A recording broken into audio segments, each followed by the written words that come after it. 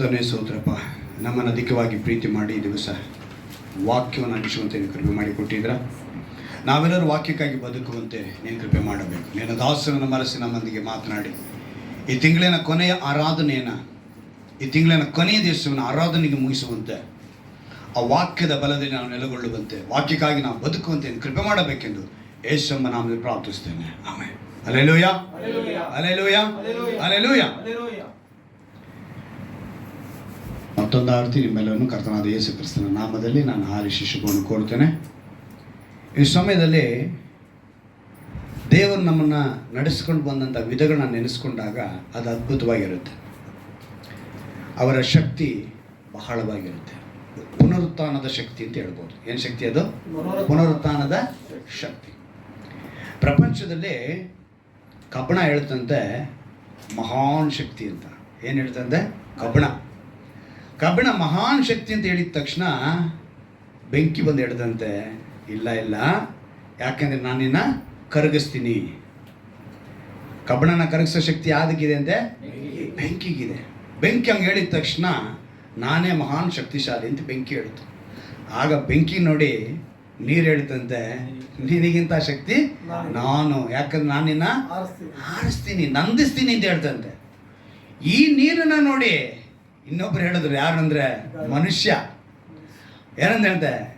ನೀನು ಮಹಾಶಕ್ತಿ ಅಲ್ಲ, ಯಾಕಂದರೆ ನಿನ್ನ ನಾನು ಕುಡ್ದಾಕ್ತೀನಿ ಅಂತ. ಯಾರು?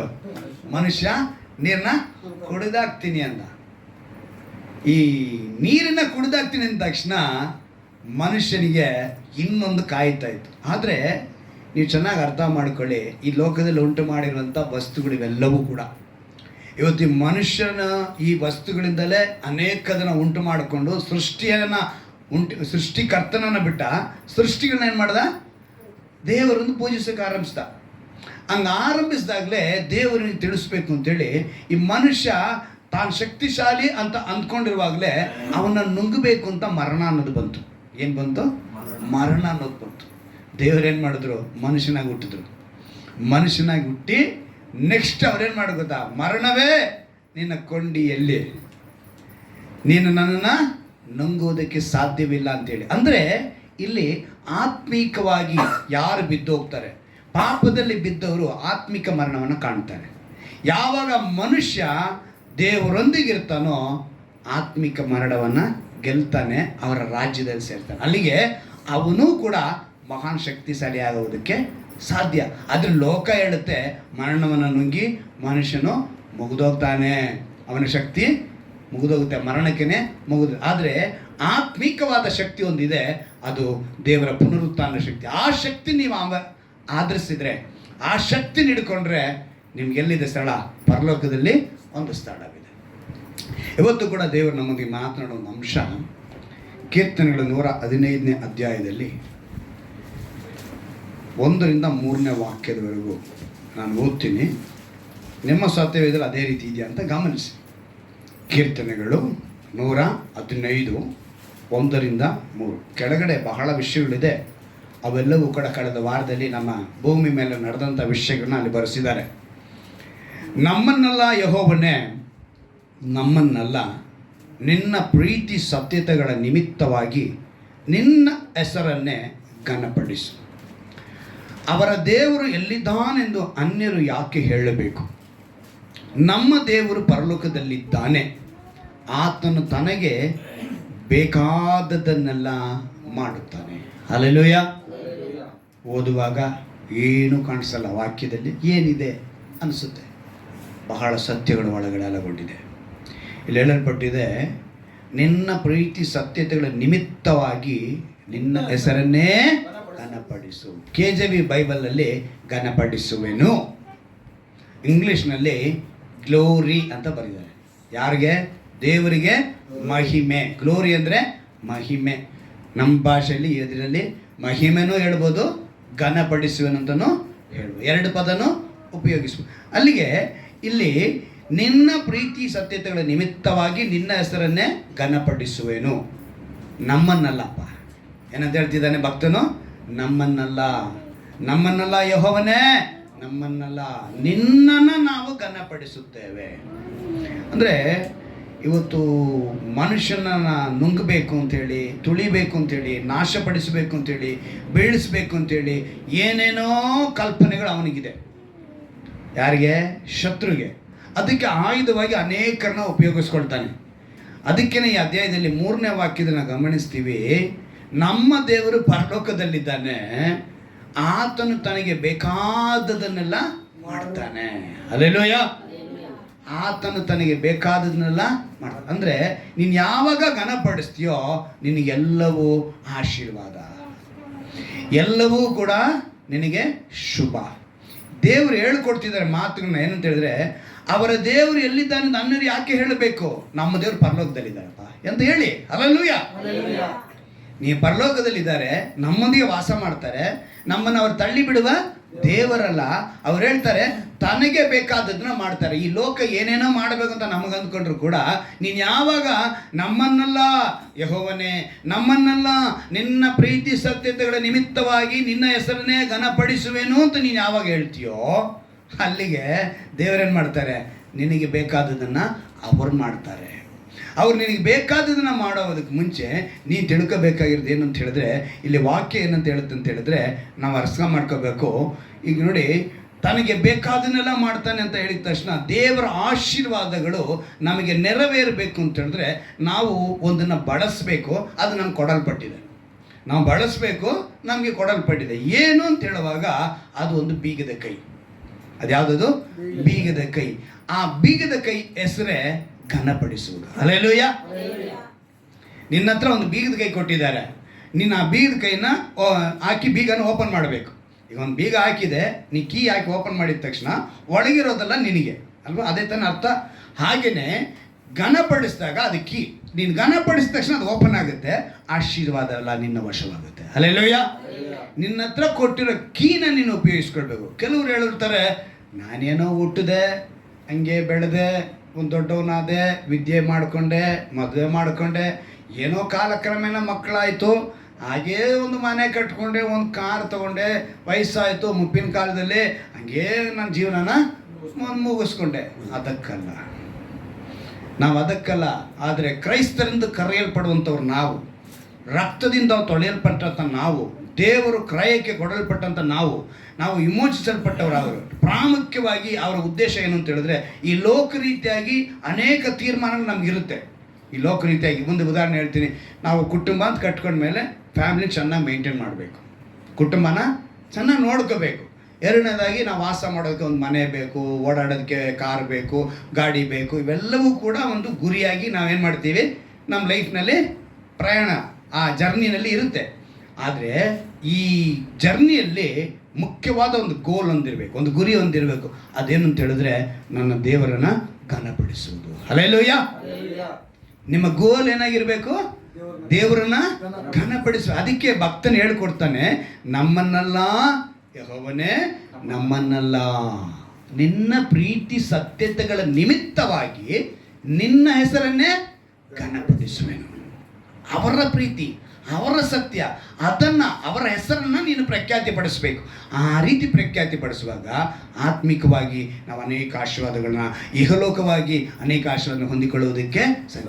ಆತ್ಮಿಕವಾಗಿ ನಮಗೆಲ್ಲರಿಗೂ ನಮ್ಮ ಬದುಕಿನಿಂದ ನಮ್ಮ ದೇವರ ಹೆಸರು ಎಷ್ಟು ಘನಪಡಿಸುತ್ತೆ ಅಂದರೆ ನಮ್ಮನ್ನೇ ನಾವು ಪರೀಕ್ಷಿಸ್ಕೊಳ್ಬೇಕು. ಈಗ ನನ್ನಿಂದ ನಾನು ದೇವರನ್ನ ಘನಪಡಿಸ್ತಾ ಇದ್ದೀನ ಇಲ್ವಾ ಪರೀಕ್ಷೆ ಮಾಡಿಕೊಳ್ಬೇಕು. ನಾನು ದೇವರನ್ನ ಘನಪಡಿಸುವನಾಗಿದ್ದೀನ ಅಥವಾ ನಾನು ಅವ್ರನ್ನ ದೂಷಿಸುವನಾಗಿದ್ದೀನ, ಅಥವಾ ಅವರ ಘನತೆಗೆ, ಅವರ ಗೌರವಕ್ಕೆ ನಾನು ಕೇಡು ಬರುವನಾಗಿದ್ದೀನ. ನಮ್ಮನ್ನು ನಾವೇ ಪರೀಕ್ಷಿಸಿಕೊಳ್ಬೇಕು. ನಮ್ಮನ್ನು ಪರೀಕ್ಷಿಸಿಕೊಳ್ಳೋದು ಹೇಗೆ? ಇಲ್ಲಾಂದರೆ ಅವ್ರ ಮಹಿಮೆ ಕಳ್ಕೊಂಡ್ಬಿಡ್ತಾರೆ, ದೇವರ ಮಹಿಮೆ ಕಳೆದೋಗುತ್ತೆ. ನಿನ್ನಿಂದ ಏನಾಗುತ್ತೆ? ದೇವರ ನಾಮ ದೂಷಿಸಲ್ಪಡುತ್ತೆ. ಕ್ರೈಸ್ತರು, ಮುಖ್ಯವಾಗಿ ಕ್ರೈಸ್ತರು, ವಿಶ್ವಾಸಿಗಳು. ಯಾರು? ವಿಶ್ವಾಸಿಗಳು. ಕ್ರಿಸ್ಮಸ್ ಬಂತು ಅಂದಿದ ತಕ್ಷಣ ಇವತ್ತಿನ ಪ್ರಪಂಚದ ಮಾತು. ಯಾಕಂದ್ರೆ 2 ತಿಂಗಳು 3 ತಿಂಗಳಿಗೆ ನಾವೇನು ಮಾಡ್ತೀವಿ? ಕ್ರಿಸ್ಮಸ್ಗೆ ಹೋಗ್ತೀವಿ. ಇಲ್ಲಿ ಕೂಡ ನಾವು ಈ ಗೂಡಾರ ನಾವು ಇಲ್ಲಿ ಬಂದಾಗ ಇವರು ಹೇಳಿದ್ರು ಏನಂತ ಹೇಳಿ, ನಾವು ಕ್ರಿಸ್ಮಸ್ನ ಜೋರಾಗಿ ಮಾಡ್ತೀವಿ ಅಂತೇಳಿ. ಈಗ ಜೋರು ದೊಡ್ಡದಾಗಿ ಆಡಂಬರವಾಗಿ ಮಾಡ್ತೀನಿ ಅಂತ ಹೇಳುವಾಗ ಅವರವರ ಮಟ್ಟಿಗೆ ಒಂದು ಮಾಡ್ತಾರೆ. ದೇವರು ಹೇಳ್ಕೊಳ್ತಾರೆ, ತಿನ್ನುವುದು ಕುಡಿಯುವುದು ದೇವರ ರಾಜ್ಯವಲ್ಲ ಅಂತ ಹೇಳ್ತಾರೆ. ಆದರೆ ಇವತ್ತು ಅದೇ ಕ್ರಿಸ್ಮಸ್. ಏನು ಮಾಡ್ತಾರೆ, ಅದಕ್ಕೆ ಇವತ್ತು ಕೆಲವರು ಏನು ಮಾಡ್ತಾರೆ, ಕ್ರಿಸ್ಮಸ್ಸೇ ಮಾಡೋದು ಬೇಡ ಅಂದ್ಬಿಟ್ಟು ಅವ್ರಿಗೆ ಒಂದು ಉಪದೇಶ ತೊಗೊಂಡ್ಬಿಟ್ಟಿದ್ದಾರೆ. ಅದನ್ನು ಬಿಟ್ಟಾಕೋಣ. ನಾನು ನಿಮ್ಗೆ ಹೇಳೋದೇನೆಂದರೆ, ಮದ್ಯಪಾನ ಮಾಡಿ ಪಾರ್ಟಿ ಮಾಡೋದು ದೇವರಿಗೆ ಘನ ಬಡಿಸುತ್ತಾ ಅದನ್ನು ದೂಷಣೆ ಮಾಡ್ದಂಗಾಗುತ್ತೆ ಅಲ್ವಾ? ಅವಾಗ ಇವಾಗ ಉದಾಹರಣೆ ನಿಮ್ಗೆ ಹೇಳ್ತೀನಿ, ನಿಮ್ಗೆ ಅರ್ಥ ಆಗೋ ಥರ ಹೇಳ್ತೀನಿ. ಯಾಕಂದ್ರೆ ನಾನು ಇವಾಗ ಆ ಫೀಲ್ಡಲ್ಲಿ ಇರೋದ್ರಿಂದ, ಈಗ ನಾನು ಡ್ರೈವಿಂಗ್ ಫೀಲ್ಡಲ್ಲಿ ಇದ್ದೀನಿ. ನಾನು ಕಾರ್ ಓಡಿಸೋದ್ರಿಂದ ಆಕ್ಸಿಡೆಂಟ್ ಆದಾಗ ಫಸ್ಟ್ ನನ್ನ ಚೆಕ್ ಮಾಡೋದೇನು ಗೊತ್ತಾ? ಏನು ಮಾಡ್ತಾರೆ, ಇವನಲ್ಲಿ ಬೇರೆ ಏನಾದ್ರು ಇದೆಯಾ, ಬೇರೆ ಏನಾದ್ರು ವ್ಯಸನಗಳಿದೆಯಾ, ಇವನೇನಕ್ಕಾದ್ರೂ ದಾಸನಾಗಿದ್ದಾನ, ಗುಲಾಮನಾಗಿದ್ದಾನ, ಇವನ ಮಾದಕ ವಸ್ತುಗಳಿಗೆ ಅಥವಾ ಬೇರೆ ಯಾವುದಾದ್ರು. ನೀನು ಸ್ಮೋಕ್ ಮಾಡಿದರೂ ಕೂಡ ಅದು ಕೂಡ ಏನು ಮಾಡುತ್ತೆ, ನಿನ್ನ ಶರೀರದಲ್ಲಿ 72 ಗಂಟೆಗಳ ಕಾಲ ಅದನ್ನು ತೋರಿಸುತ್ತಂತೆ. ಮಾದಕ ವಸ್ತುಗಳಾಗ್ಬೋದು ಅಥವಾ ಮದ್ಯಪಾನ ಆಗ್ಬೋದು, ಯಾವುದೇ ಆಗಿರ್ಬೋದು. ಇವರೆಲ್ಲ ಈಗ ಇದೊಂದು ಅಡಿಕೆ ಆಗೋದು, ವಿಮಲ್ಲು ಏನೇನೋ ಇದೆ ಅಡಿಕೆಗಳು, ಅದರಲ್ಲೂ ಕೂಡ ಇವಾಗ ಮೊದಲೆಲ್ಲ ಅದರಲ್ಲೇ ಏನೋ ಮಿಕ್ಸ್ ಆಗಿ ಬರ್ತಿದ್ದಂತೆ. ಇವಾಗ ಸಣ್ಣ ಪ್ಯಾಕೆಟ್ ಅಂತೆ, ಅದೊಂದು ತೊಗೊಳ್ತಾರೆ, ಇದೊಂದು ತೊಗೊಳ್ತಾರೆ, ಇದನ್ನು ತೊಗೊಂಡು ಇದ್ರಲ್ಲಿ ಮಿಕ್ಸ್ ಮಾಡ್ಕೊಂಡು ಹಿಂಗೆ ಅಲ್ಲಾಡಿಸಿ ಆಮೇಲೆ ಅಡಿಕೆನ ಹಾಕೊಂತ. ಏನಂದರೆ ಅದು ಸಪ್ರೇಟ್, ಇದು ಸಪ್ರೇಟ್ ಅಂತೆ. ಏನಕ್ಕೆ? ಒಂದು ಮತ್ತು ಬರಬೇಕು. ಈ ಮತ್ತು ನಮ್ಮ ಶರೀರದಲ್ಲಿ ಇರೋದನ್ನು ಲೋಕ ಪ್ರಕಾರವಾಗಿ ಡಾಕ್ಟ್ರುಗಳು ಕಂಡುಹಿಡಿದ್ಬಿಟ್ಟು ನಮ್ಗೆ ಔಷಧಿ ಕೊಡೋಕ್ಕೆ, ನೀವು ರಕ್ತದಾನ ಕೂಡ ಮಾಡೋಕ್ಕಾಗಲ್ಲ. ಚೆನ್ನಾಗಿ ಗಮನಿಸ್ಕಿದ್ರೆ, ಆಲ್ಕೋಹಾಲ್ ಇದ್ದರೆ ರಕ್ತದಾನ ಮಾಡೋಕ್ಕಾಗಲ್ಲ. ನಾವ್ಯಾರ ನಮ್ಮವ್ರಿಗೆ ಬೇಕಾದ್ರೆ ರಕ್ತದಾನ ಕೊಡಬೇಕು ಅಂದರೆ ನಮ್ಮ ಹತ್ರ ಆಲ್ಕೋಹಾಲು ಅಥವಾ ಮಾದಕ ವಸ್ತುಗಳು ಬೇರೆ ಏನೋ ಒಂದು ಪದಾರ್ಥ ಇತ್ತು ಅಂತ ಹೇಳಿದ್ರೆ ನಮ್ಮ ರಕ್ತ ಅವ್ರಿಗೆ ಕೆಲಸಕ್ಕೆ ಬರಲ್ಲ. ಸೊ ನಾವು ಏನು ಮಾಡ್ತಾ ಇದ್ದೀವಿ, ಈಗ ನಮ್ಮ ರಕ್ತ ನಮಗೆ ಪ್ರಯೋಜನ ಇಲ್ಲ ಅಂದರೆ, ಪ್ರಯೋಜನ ಇಲ್ಲ ಅನ್ನೋದೇನು ಘನಪಡಿಸ್ತಾ ಇಲ್ಲ ಅಂತ ಅರ್ಥ ಲೆಕ್ಕ. ಅಲ್ಲಿಗೆ ನೀನು ಯಾವುದೇ ಮಾಡಿದ್ರು ದೇವರಿಗೆ ನೀನು ಪ್ರಯೋಜನ ಇಲ್ಲ, ನೀನು ದೇವ್ರನ್ನ ದೂಷಣೆ ಮಾಡೋನಾಗಿದ್ಯಾ. ಸ್ಪೋರ್ಟ್ಸ್ನಲ್ಲೆಲ್ಲ ಈಗ ಸುಮಾರು ಜನ ಫಸ್ಟ್ ಬರೋದು ಇದೆಲ್ಲ ಇವಾಗ ಕಂಡುಹಿಡಿದಿದ್ದಾರೆ. ಅವ್ರೇನು ಮಾಡಿದ್ದಾರೆ, ಕೆಲವರೆಲ್ಲ ಡ್ರಗ್ಸ್ ಅದೇನೋ ತಗೊಂಡು ಸ್ಪೋರ್ಟ್ಸ್ನಲ್ಲಿ, ರನ್ನಿಂಗ್ ರೇಸ್ನಲ್ಲಿ ಮತ್ತು ಬೇರೆ ಬೇರೆ ಕ್ರಿಕೆಟ್ನಲ್ಲಿ, ಬಾಕ್ಸಿಂಗ್ನಲ್ಲಿ ಇದೆಲ್ಲ ಮಾಡ್ತಾರೆ. ಏನು ಮಾಡ್ತಾರೆ, ಇವರು ಏನಾದ್ರು ಒಂದು ತೊಗೊಂಡ್ಬಿಡ್ತಾರೆ, ತೊಗೊಂಡೋಗಿ ಆಮೇಲೆ ಸಿಗಾಕೊಂತಾರೆ, ಆಮೇಲೆ ಇಷ್ಟು ವರ್ಷ ಬೇಡ ನೀವು ಹೊರಗೆ ಹೋಗಿ ಅಂತೇಳಿ ಕಳಿಸ್ತಾರೆ. ಪಾಕಿಸ್ತಾನಿ ಬೌಲರ್ ಅವನು ಮುಂದೆ ನಂಗೆ ಚೆನ್ನಾಗಿ ಗೊತ್ತಿರೋದೇನೋ ಆ ಥರ ಏನೋ ಇದ್ದ ಅವನು ಆಗಿದ್ದ ಅದೇ ಥರನೇ. ಏನಕ್ಕೆ ಹೇಳ್ತೀನಿ ಗೊತ್ತಾ, ಇವೆಲ್ಲ ನಮ್ಮನ್ನು ದೇವರ ಎಚ್ಚರಿಕೆ ಪಡ. ನಾವು ಏನು ಮಾಡ್ತಾ ಇದ್ದೀವಿ, ದೇವರ ಹೆಸರನ್ನು ಘನಪಡಿಸ್ತಿದ್ದೀವ ಅಥವಾ ನಾವು ದೂಷಣೆ ಮಾಡ್ತಿದ್ದೀವ? ನಮ್ಮಿಂದ ಏನು? ಅದಕ್ಕೇ ನೋಡಿ, ಆಕ್ಸಿಡೆಂಟ್ ಆದರೆ ಇನ್ಸೂರೆನ್ಸ್ ಕ್ಲೈಮ್ ಆಗಲ್ಲ. ಇನ್ಸೂರೆನ್ಸು ಕ್ಲೈಮ್ ಆಗಲ್ಲ. ನಮ್ಮ ಹತ್ರ ಏನಾದ್ರು ಒಳಗಡೆ ಇತ್ತು ಅಂತೇಳಿ, ಯಾಕಂದ್ರೆ 72 ಗಂಟೆಗಳ ಕಾಲ ಅದು ನಮ್ಮನ್ನೇನು ಮಾಡಿಬಿಡುತ್ತೆ, ತೋರಿಸ್ಬಿಡುತ್ತೆ. ಸೊ ಲೋಕನೇ ನಿನ್ನನ್ನು ರಿಜೆಕ್ಟ್ ಮಾಡೋವಾಗ ನೀನು ದೇವ್ರನ್ನ ಏನು ಆಡ್ತಿದ್ಯಾ? ಅದಕ್ಕೆ ದೇವರು ಇವತ್ತು ಎಚ್ಚರಿಕೆ ಪಡಿಸಿ ನಮ್ಗೆ ಹೇಳ್ತಾರೆ, ನಮ್ಮಿಂದ ಒಳ್ಳೇದು ಬರಬೇಕು ಒಳಗಡೆ. ನಾವು ದೇವ್ರನ್ನ ಘನಪಡಿಸೋರಾಗಿರ್ಬೇಕು. ಇನ್ನು ನಮ್ಮ ನಿತ್ಯ ಜೀವನದ ಪ್ರಯಾಣದಲ್ಲಿ ಹೇಳ್ತೀನಿ, ಕೆಟ್ಟ ಮಾತುಗಳು, ಹೊಲಸು ಮಾತುಗಳು, ಡಬಲ್ ಮೀನಿಂಗ್ ಮಾತುಗಳು. ಕೆಲವರು ಕತ್ತಿನಲ್ಲಿ ಕ್ರಾಸ್ ಹಾಕೊಂಡ್ಬಿಟ್ರೆ ಕ್ರೈಸ್ತರು ಅಂತ ಅಂದ್ಕೊಂಡಿದ್ದಾರೆ ಅಲ್ವಾ? ಇವತ್ತು ರೌಡಿಗಳು ಕೂಡ ಕತ್ತಿನಲ್ಲಿ ಕ್ರಾಸ್ ಹಾಕ್ಕೊಂಡಿರೋದು ಅಲ್ವಾ? ಈ ಯಾವುದೇ ರೌಡಿ ನೋಡಿ ಸಿನಿಮಾಗಳಲ್ಲಿ ತೋರಿಸ್ತಾರೆ. ರೌಡಿ ಅಂದರೆ ಅವ್ನು ದೊಡ್ಡ ಕತ್ತಿನಲ್ಲಿ ಏನು ಹಾಕಿರ್ಬೇಕು, ಕ್ರಾಸ್ ಹಾಕಿ ಇರಬೇಕು, ಆವಾಗಲೇ ಅವ್ನು ರೌಡಿ ಅಂತೆ. ಡ್ಯಾನಿಯಲ್, ಡಿಸೋಸಾ, ರಾಬರ್ಟ್, ಏನು ಯಾಕೆ ಯಲ್ಲಪ್ಪ, ಮುನಿಯಪ್ಪ ಇವರೆಲ್ಲ ರೌಡಿಗಳಾಗಲ್ಲ, ಬರೀ ಡ್ಯಾನಿಯಲ್ಲೇ ಆಗಬೇಕು. ಇದು ಪ್ರಪಂಚ, ಏನು ಮಾಡೋಕ್ಕಾಗಲ್ಲ. ಕ್ರೈಸ್ತರನ್ನೇ ಅವ್ರೇನು ಮಾಡಿ ತೋರಿಸ್ಬೇಕು, ಒಂದು ದೊಡ್ಡ ಕ್ರಾಸ್ ಹಾಕಿ, ಒಂದು ಕಿವಿಗೆ ವಾಲೆ ಹಾಕಿ ನನ್ನ ಮಾಡಿ ತೋರಿಸ್ಬಿಡ್ತಾರೆ. ಅದು ಪ್ರಪಂಚ ಆಗೋಯ್ತು. ಇವತ್ತು ಈ ಕಾರಣ ಏನು ಅಂದರೆ, ನಾವು ಆ ಥರ ನಡ್ಕೊಳ್ತಾ ಇದ್ದೀವಿ. ಕ್ರೈಸ್ತರಾಗಿರೋರು ದೇವರ ಪ್ರೀತಿ ಸತ್ಯತೆಯನ್ನು ಘನಪಡಿಸದೆ ನಾವು ಏನು ಮಾಡ್ತಾ ಇದ್ದೀವಿ, ದೂಷಣೆ ಮಾಡುವರಾಗಿದ್ದೀವಿ. ಅದಕ್ಕೆ ವಾಕ್ಯ ಏನಂತ ಹೇಳಿದ್ಬಿಟ್ಟಿದೆ ನೋಡಿ, ಪೌಲನ್ ಹೇಳ್ತಾನೆ ರೋಮಾಪುರದ ಪತ್ರಿಕೆಯಲ್ಲಿ 2ನೇ ಅಧ್ಯಾಯದಲ್ಲಿ ಒಂದು ಮಾತನ್ನು ಹೇಳ್ತಾನೆ, ನಿಮ್ಮ ದೆಸೆಯಿಂದ ಅನ್ಯ ಜನರಲ್ಲಿ ದೇವರ ನಾಮವು ದೂಷಣೆಗೆ ಗುರಿಯಾಯಿತು ಅಂತ ಹೇಳಲ್ಪಡ್ತದೆ ನೋಡಿ. 24ನೇ ವಾಕ್ಯ, ರೋಮಾಪುರದವರಿಗೆ 2ನೇ ಅಧ್ಯಾಯ 24ನೇ ವಾಕ್ಯ. ನಿಮ್ಮ ದೆಸೆಯಿಂದ ಅನ್ಯ ಜನರಲ್ಲಿ ದೇವರ ನಾಮವು ದೂಷಣೆಗೆ ಗುರಿಯಾಗುತ್ತಿದೆಂದು ಬರೆದಿದೆಯಲ್ಲ. ಅನ್ಯ ಜನರಲ್ಲಿ ದೂಷಣೆ. ಇವಾಗ ಯೋಚನೆ ಮಾಡಿ ನೋಡಿ, ಕ್ರಿಸ್ಮಸ್ ಹಬ್ಬ ಅಂತ ಹೇಳಿದ ತಕ್ಷಣ ಅದೇ ಹೇಳಿದ್ದು.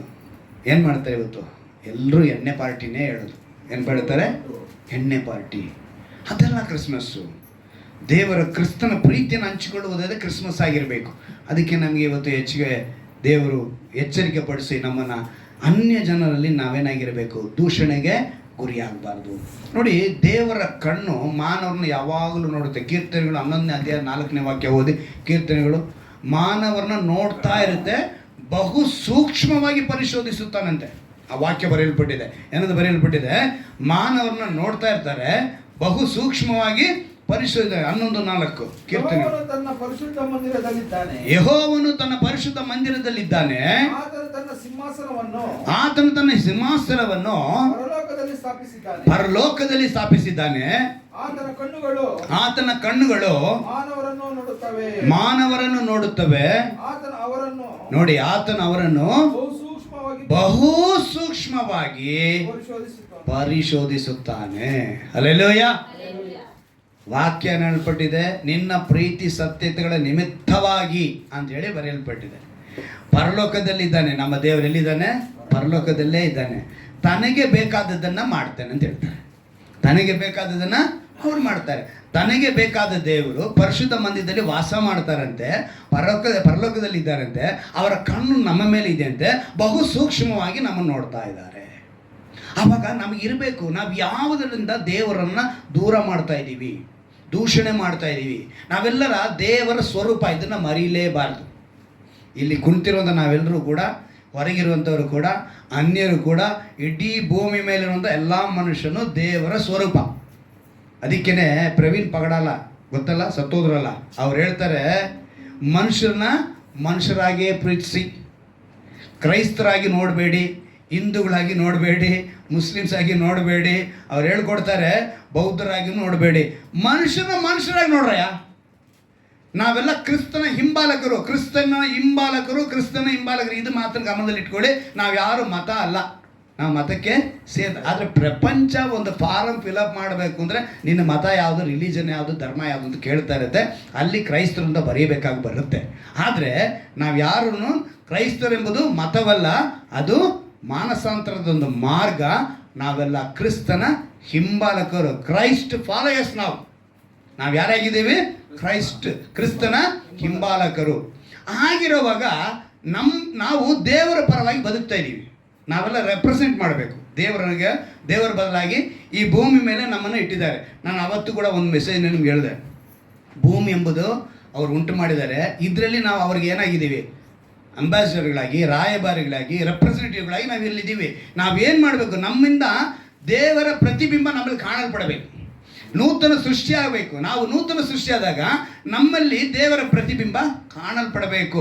ಅದನ್ನೇ ದೇವರು ಇವತ್ತು ನಮಗೆ ಹೇಳ್ಕೊಡ್ತಾ ಇರೋದು. ನಾವು ಪ್ರತಿಬಿಂಬವಾಗಿರಬೇಕು. ಹೇಗೆ?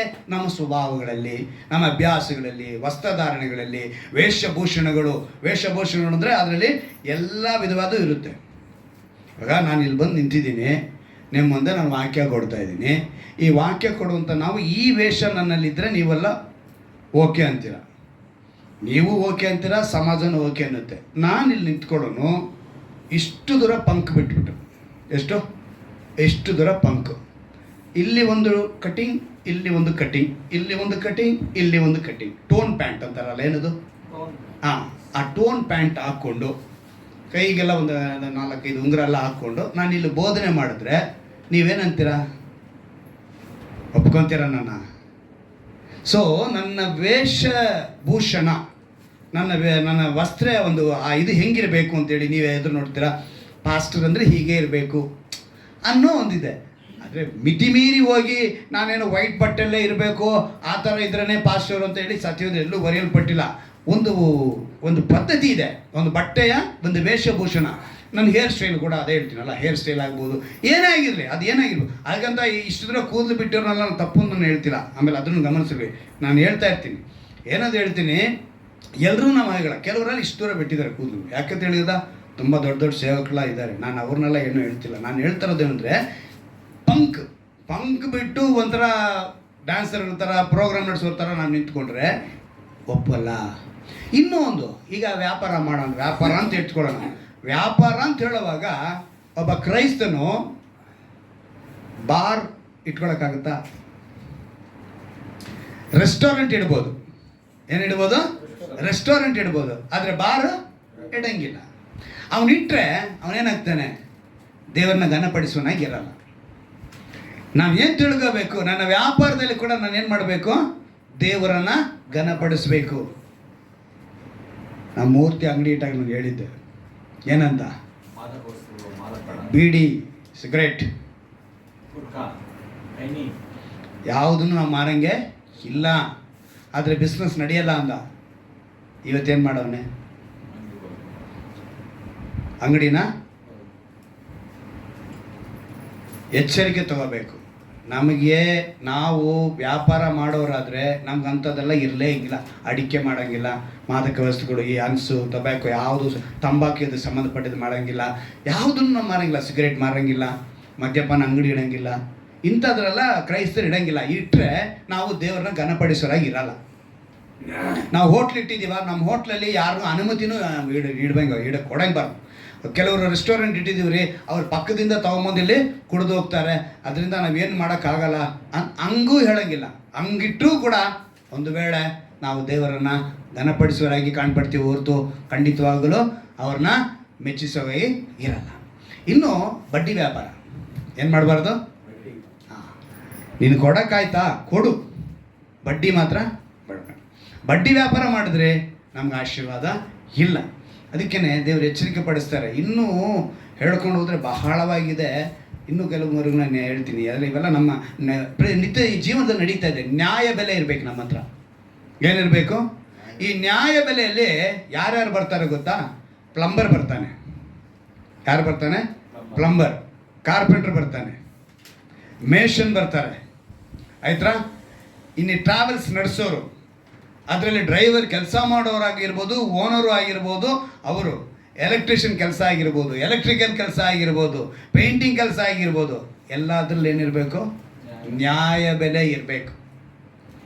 ಅಯ್ಯೋ ಸಿಗೋದೇ ಅಪರೂಪಕ್ಕೆ, ಪೂರ್ತಿ ಬಾಚ್ಕೊಂಡ್ಬಿಡ್ಬೇಕು ಅಂತೇಳಿ ಏನಾದ್ರು ಯೋಚನೆ ಮಾಡಿದ್ರಿ ಅಂದರೆ, ನಮ್ಮವ್ರು ಹೆಂಗೆ ಗೊತ್ತಾ? ಬೆರಳನ್ನ ಚೀಪಪ್ಪ ಅಂತ ಹೇಳಿದ್ರೆ ಕೈ ನುಂಗಾಕ್ಬಿಡ್ತಾರಂತೆ. ಏನಂತ? ಬೆರ್ಲನ್ ಚೀಪು ಅಂತ ಹೇಳಿ ಕೊಟ್ಟರೆ ಈ ಕೈನ ನುಂಗಾಕ್ಬಿಡ್ತಾರೆ. ಆ ಥರ ಇದೆ ಇವತ್ತು ಬೆಲೆಗಳು. ಇದೆಲ್ಲ ನಾವು ಮಾಡೋವಾಗ ಖಂಡಿತವಾಗ್ಲೂ ಆಶೀರ್ವಾದ ನಮ್ಮನ್ನು ಬೆಳೆಸ್ಕೊಂಡು ಹೋಗಲ್ಲ.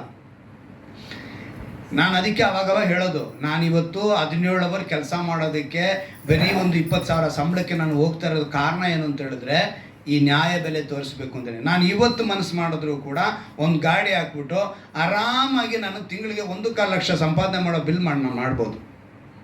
ಆದರೆ ಸುಳ್ಳು ಲೆಕ್ಕ ಬರಿಬೇಕು. 8 ಅವರ್ ಗಾಡಿ ಓಡಿಸಿ 16 ಅವರ್ ಬರಿಬೇಕು. ಎಷ್ಟು ಅವರ್ ಬರಿಬೇಕು? 100 ಕಿಲೋಮೀಟ್ರ್ ಓಡಿಸಿ 150 ಕಿಲೋಮೀಟ್ರ್ ಬರಿಬೇಕು. ನೋಡು, ನನಗೆ 1.25 ಲಕ್ಷ ಬಿಲ್ ಆಗುತ್ತೆ, ನಾನು ಆರಾಮಾಗಿ ಗಾಡಿ ಓಡಿಸ್ಕೊಂಡು ಹೋಗ್ಬೋದು. ಆದರೆ ನಾನು ಮಾಡಲ್ಲ. ಆಟೋ ಬಿಡೋದು ಕಾರಣನೂ ಅದೇನೆ. ಪ್ರತಿಯೊಂದು ಕಡೆ ಬಾಡಿಗೆ ಸಿಗಲ್ಲ. ಬಾಡಿಗೆ ಸಿಗದೆ ಇರೋದ್ರಿಂದ ನಾವೇನು ಮಾಡ್ತೀವಿ?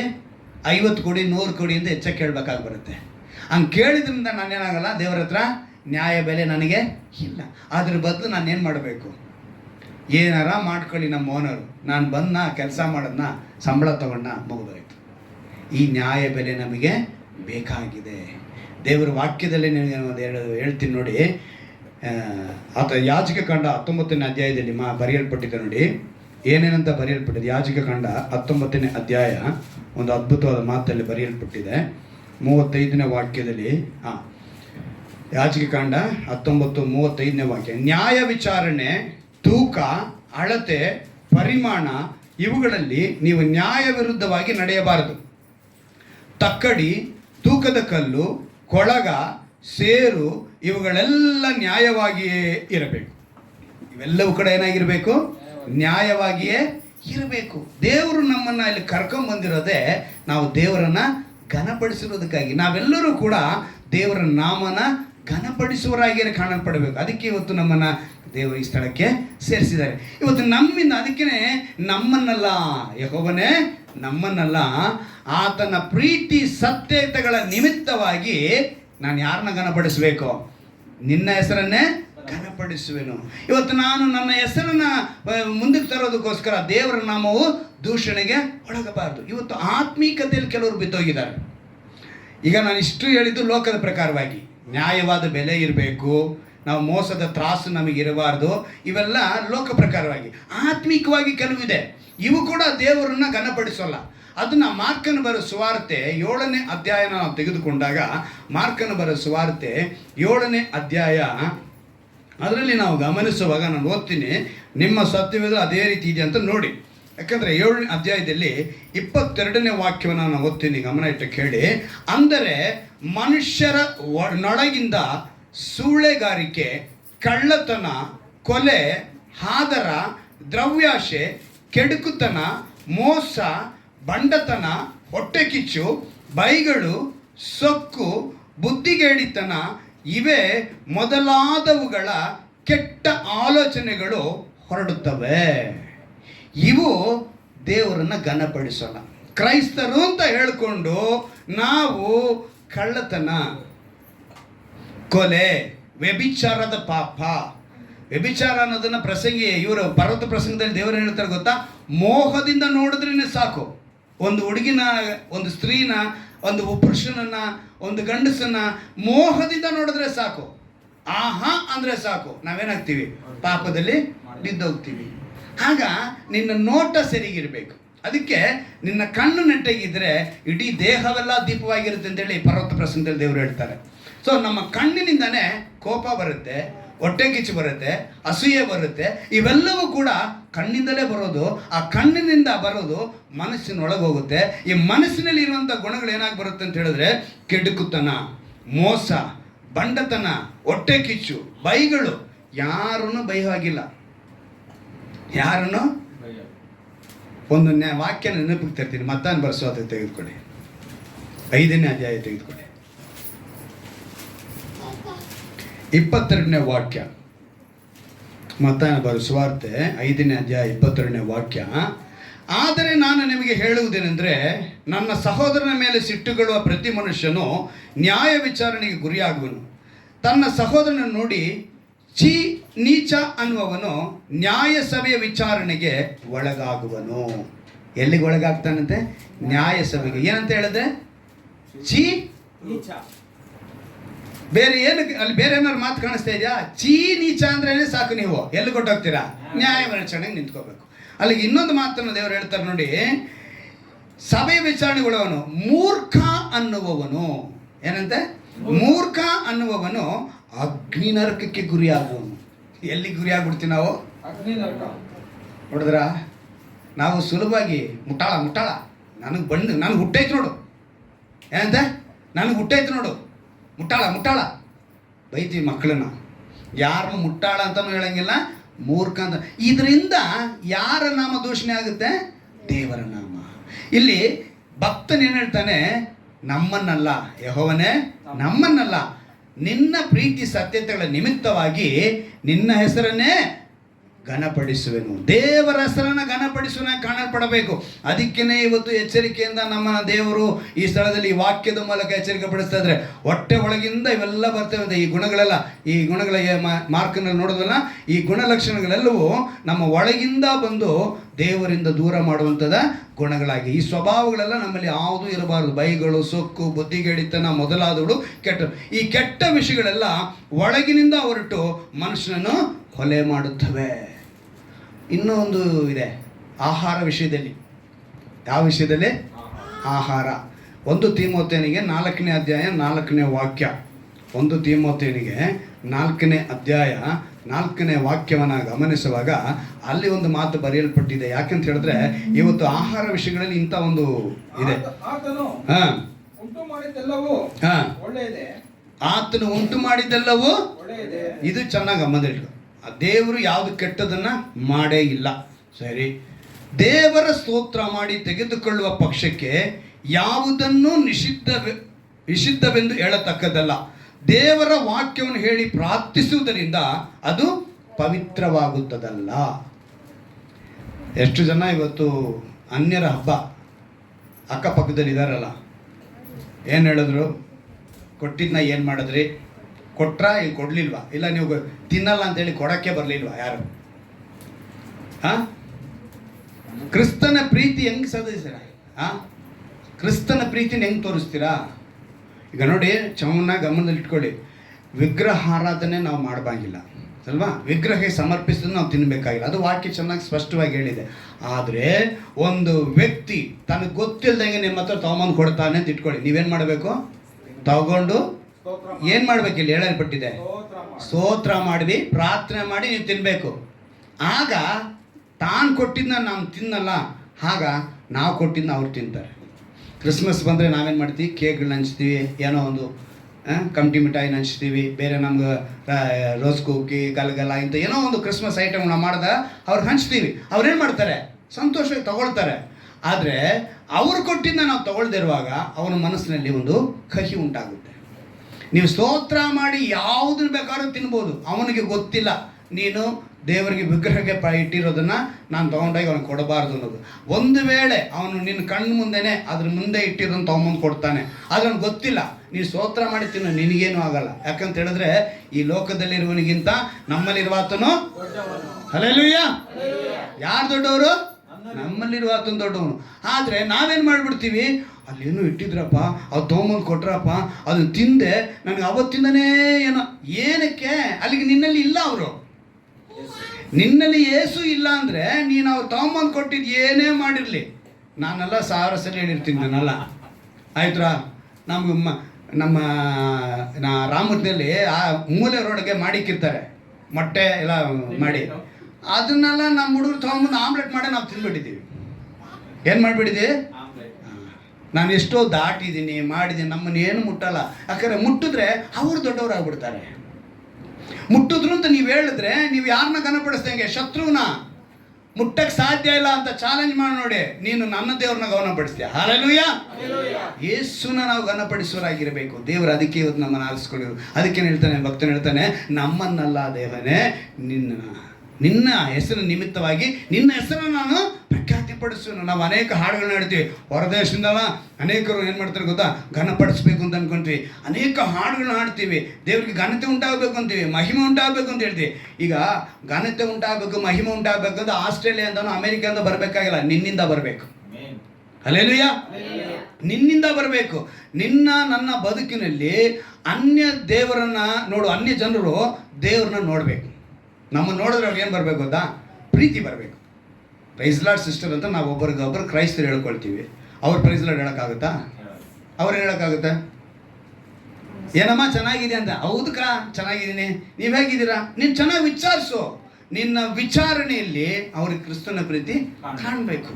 ನೀನು ಅವ್ರನ್ನ ಮಾತಾಡಿಸ್ತಿರೋ ತಿರ್ಸ್ಕೊಂಡು ಹೋದ್ರೆ ಅವಾಗೇನಾಗುತ್ತೆ? ಅಲ್ಲಿ ದೇವರ ಪ್ರೀತಿ ಕಾಣಲ್ಲ.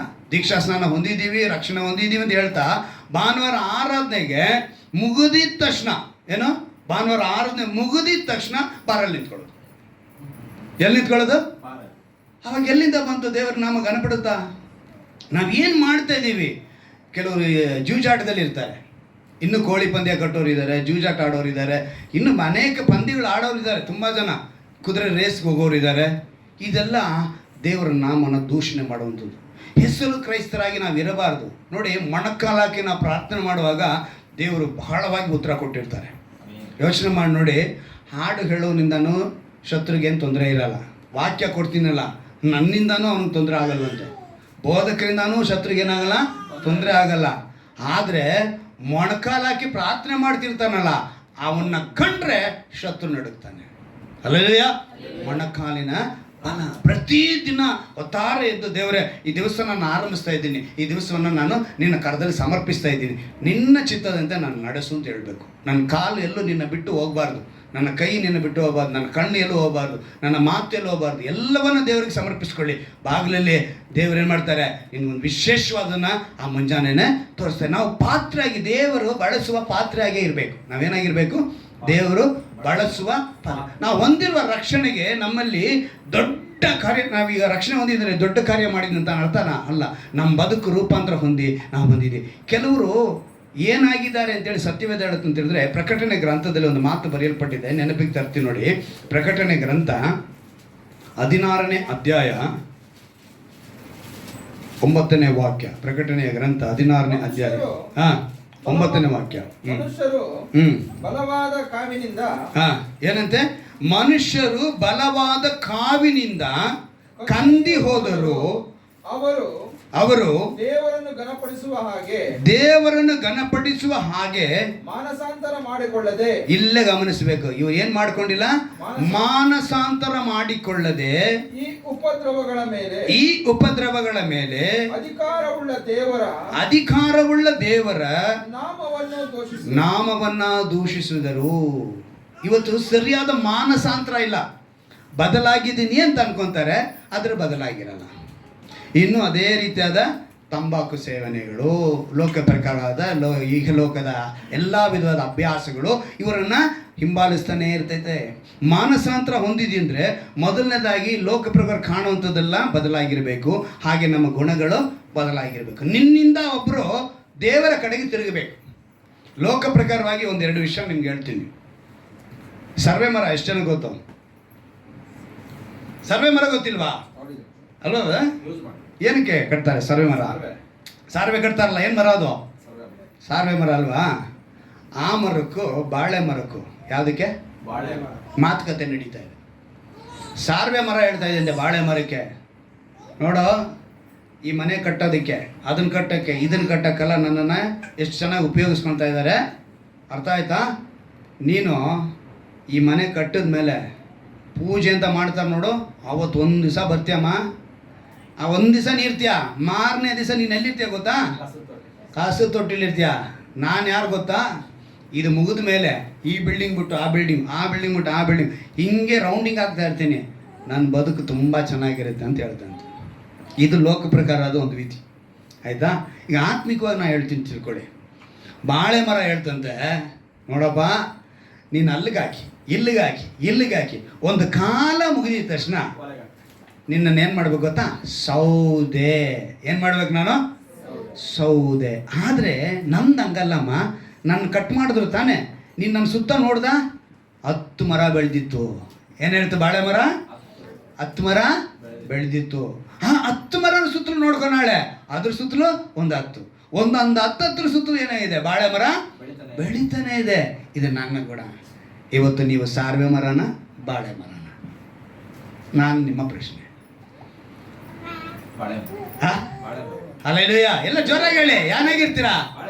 ಬಾಳೆ ಮರವಾಗಿರ್ಬೇಕು. ನಮ್ಮಿಂದ ಇನ್ನು ದೇವರ ಕಡೆಗೆ ಅನೇಕರನ್ನ ನಾವು ಸೇರಿಸುವರಾಗಿರಬೇಕು. ಆ ರೀತಿ ಇದ್ದಾಗಲೇ ಈಗ ನೀವು ದೇವರನ್ನು ಘನಪಡಿಸ್ತೀರಿ ಅಂತ ಇಟ್ಕೊಳ್ಳಿ. ದೇವರು ಮಾಡೋಂಥ ಆಶೀರ್ವಾದನ ಅದೇ ಅಧ್ಯಾಯದಲ್ಲಿ 3 ವಾಕ್ಯ ಇದೆ. 115ನೇ ಕೀರ್ತನೆಯಲ್ಲಿ ತೆಗೆದುಕೊಳ್ಳಿ, ಅದರಲ್ಲಿ 3 ಕಾರ್ಯನ ದೇವರು ತಿಳಿಸಿದ್ದಾರೆ. 115ನೇ ಕೀರ್ತನೆಯಲ್ಲೇ ನಾವು ಓದಿದ 115ನೇ ಕೀರ್ತನೆಯಲ್ಲೇ ಅವ್ರು ಹೇಳ್ತಾರಲ್ಲ, ನಮ್ಮನ್ನೆಲ್ಲ ಯೆಹೋವನೇ, ನಮ್ಮನ್ನೆಲ್ಲ ನಿನ್ನ ಪ್ರೀತಿ ಸತ್ಯದ ನಿಮಿತ್ತವಾಗಿ ನಿನ್ನ ಹೆಸರನ್ನು ಘನಪಡಿಸುವೆನು, ಆತನು ತನಗೆ ಬೇಕಾದನ್ನೆಲ್ಲ ಮಾಡ್ತಾನೆ ಅಂತೇಳಿ 1ರಿಂದ 3ನೇ ವಾಕ್ಯದ ಪ್ರಕಾರ ಆತನು ತನಗೆ ಬೇಕಾದನ್ನೆಲ್ಲ ಮಾಡ್ತಾನೆ. ಮಾಡಿದವರು ಯಾರು ಘನಪಡಿಸ್ತಾರೋ ಆ ಘನಪಡಿಸೋರಿಗೆ ಆಗುವಂಥ ಆಶೀರ್ವಾದ, ಮೊದಲನೇ ಆಶೀರ್ವಾದ ದೇವರು ಅದೇ ವಾಕ್ಯದಲ್ಲಿ ಬರೆಸಿದ್ದಾರೆ.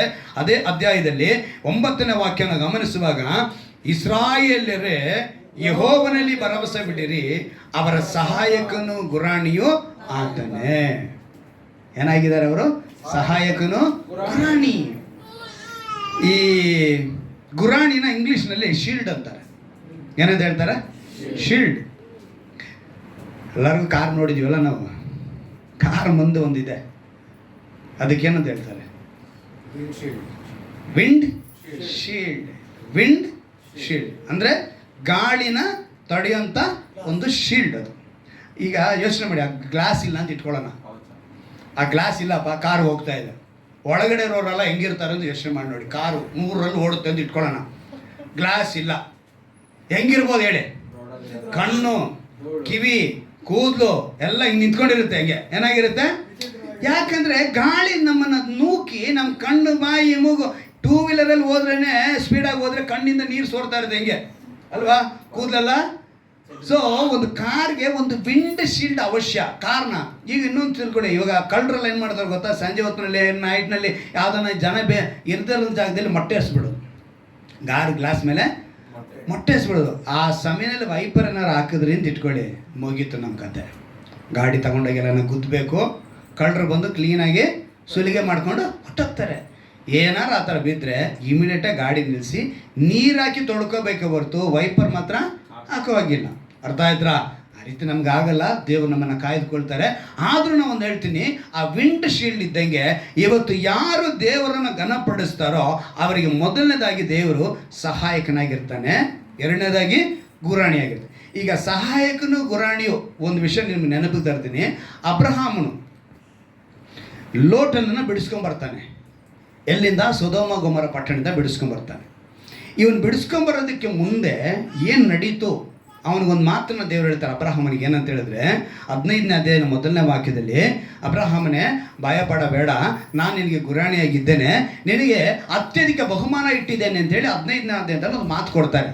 ಅತ್ಯಧಿಕ ಬಹುಮಾನ ಇಟ್ಟಿದ್ದೀನಿ ಅಂತ ಹೇಳೋದಕ್ಕೆ ಮುಂಚೆ ಅವ್ರು ಹೇಳ್ತಾರೆ ಭಯ ಪಡಬೇಡ, ನಾನು ನಿನಗೆ ಗುರಾಣಿಯಾಗಿದ್ದೇನೆ ಅಂತ ಹೇಳ್ತಾರೆ. ನಾನು ನಿನಗೆ ಗುರಾಣಿಯಾಗಿದ್ದೇನೆ ಅಂತ ಅಬ್ರಹಾಮ ಹೇಳೋದಕ್ಕೆ ಕಾರಣ ಏನು ಅಂತ ಹೇಳಿದ್ರೆ, ಅವನಾಗುತ್ತಾನೆ ಒಂದು ಜಯನ ಸಾಧಿಸಿ ಬಂದಿರ್ತಾನೆ. ಈ ಜಯ ಸಾಧಿಸಿ ಬಂದಿರೋನಿಗೆ ಇದಕ್ಕೆ ಇಂಗ್ಲೀಷ್ನಲ್ಲಿ ಹೇಳ್ತಂದ್ರೆ ಫಿಯರ್ ಆಫ್ ರಿಟೈಲೇಷನ್ ಅಂತಾರೆ. ಅಂದರೆ ಪ್ರತೀಕಾರದ ಭಯ. ಏನು ಭಯ? ಪ್ರತೀಕಾರದ ಭಯ. ಯಾರು ಇವನ ಮೇಲೆ ಪ್ರತೀಕಾರ ಮಾಡ್ತಾರೆ ಅಂತ ಹೇಳಿದ್ರೆ, ಈ ಅಬ್ರಹಾಮನ ತಮ್ಮನ ಮಗ ಯಾರು? ಲೋಟ. ತಮ್ಮನ ಮಗ, ಅಬ್ರಹಾಮನ ತಮ್ಮನ ಮಗನೇ ಲೋಟ. ಇವನೇನು ಮಾಡ್ತಾನೆ, ಚಿಕ್ಕಪ್ಪನಿಂದ ದೊಡ್ಡಪ್ಪನಿಂದ ದೂರ ಹೊರಟೋಗ್ತಾನೆ.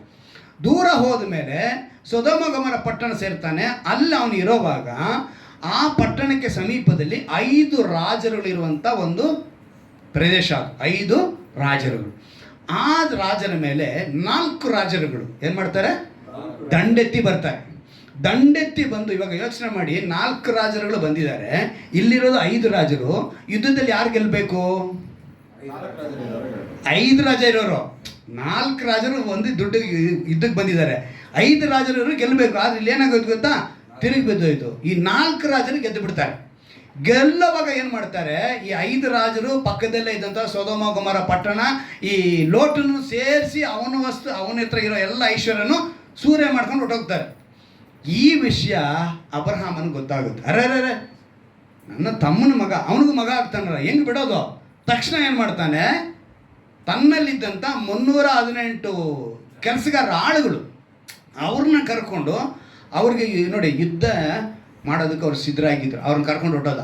ಹೋಗಿ 5 ರಾಜರು ಇದ್ರಲ್ಲ ಎಳ್ಕೊಂಡೋಗಿದ್ನಲ್ಲ, ಆ 4 ರಾಜರ ಮೇಲೆ ಯುದ್ಧ ಮಾಡಿ ಅವ್ರನ್ನೆಲ್ಲ ಬಿಡಿಸ್ಕೊಂಡು ಬಂದ್ಬಿಡ್ತಾನೆ. ಎಲ್ಲ ಬಿಡಿಸ್ಕೊಂಡು ಬಂದು ತನ್ನ ಮನೆಗೆ ಬಂದುಬಿಡ್ತಾನೆ. ಬಂದ ಮೇಲೆ ಇಲ್ಲಿ ನಡೆಯುವಂಥ ವಿಷಯ ಇವನಿಗೆ ಭಯ ಬರುತ್ತೆ. ಏನಂತ? ಒಂದು ವೇಳೆ ಅವರು ಏನಂತ ಪ್ರತೀಕಾರದ ಭಯ ಅವನಿಗೆ ಬಂತು. ಆಗ ದೇವರು ಹೇಳ್ತಾರೆ, ಭಯ ಪಡಬೇಡ, ನಾನು ನಿನಗೆ ಗುರಾಣಿಯಾಗಿದ್ದೇನೆ. ನಿನಗೆ ನಾನು ಹೇಗಿದ್ದೀನಿ? ಗುರಾಣಿಯಾಗಿದ್ದೇನೆ. ಅದು ಮಾತ್ರವಲ್ಲ, ನಾನು ನಿನಗೆ ಸಹಾಯ ಮಾಡುತ್ತೇನೆ. ಅಂದರೆ ಅನೇಕ ಸಲ ದೇವರು ನಮ್ಮನ್ನು ಎಷ್ಟೋ ಸಹಾಯಗಳು ಮಾಡಿದ್ರು ಕೂಡ ನಮಗೆ ನೆನಪಿಗೆ ಅವು ಬರಲ್ಲ. ಅಬ್ರಹಾಮ್ ತನ್ನ ತಮ್ಮನ ಮಗನಿಗೆ ಸಹಾಯ ಮಾಡಿದ್ರು, ಅವನು ಇವನಿಗೆ ಸಹಾಯಕ್ಕೆ ಬರಲಿಲ್ಲ. ದೇವರೇ ಅವನ ಸಹಾಯ. ನೀವು ಯಾರಿಗೆ ಸಹಾಯ ಮಾಡಿ? ನಿರೀಕ್ಷೆ ಇಲ್ಲದೆ ಸಹಾಯ ಮಾಡಿ. ಯಾರಿಗೆ ಸಹಾಯ ಮಾಡಿ?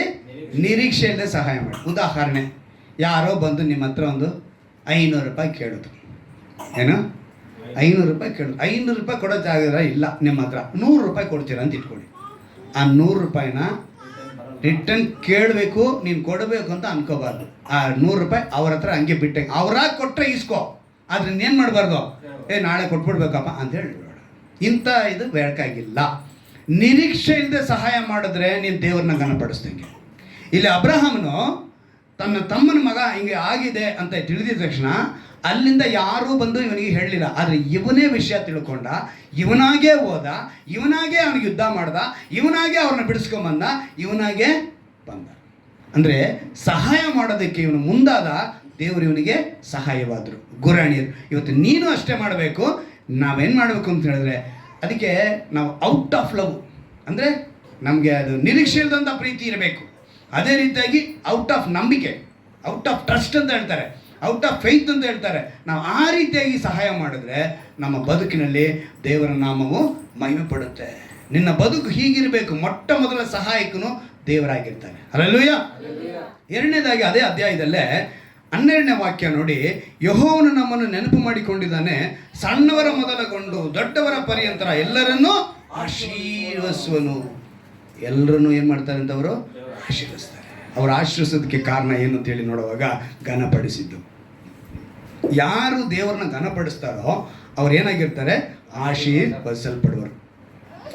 ಈಗ ಆಶೀರ್ವಾದ ಅಂತ ಹೇಳಿದ ತಕ್ಷಣ ಕೆಲವರು ನಿಮ್ಮನ್ನ ಏನ್ರಿ ಕ್ರಿಸ್ತನನ್ನು ಹುಡ್ಕೊಂಡು ಹೋದ್ರಿ, ಯೇಸುನ ಹುಡ್ಕೊಂಡು ಹೋದ್ರಿ, ಏನು ಸಮಸ್ಯೆ, ಇಷ್ಟು ಸಮಸ್ಯೆ ಇದೆ, ಇಕ್ಕಟ್ಟು ಇದೆ, ಶೋಧನೆ ಇದೆ, ರೋಗ ಇದೆ, ಸಾಲದ ಬಾಧೆ ಇದೆ, ಎಲ್ರಿ ನಿಮ್ಮ ದೇವರು. ಈಗ ನಾವು ಓದಿದ್ವಲ್ಲ ಕೀರ್ತನೆ, ಅದು ಹೇಳ್ಬಿಡಿ, ನಿಮ್ಗೇನಕ್ಕೆ ಈ ಥರ ಸಮಸ್ಯೆ?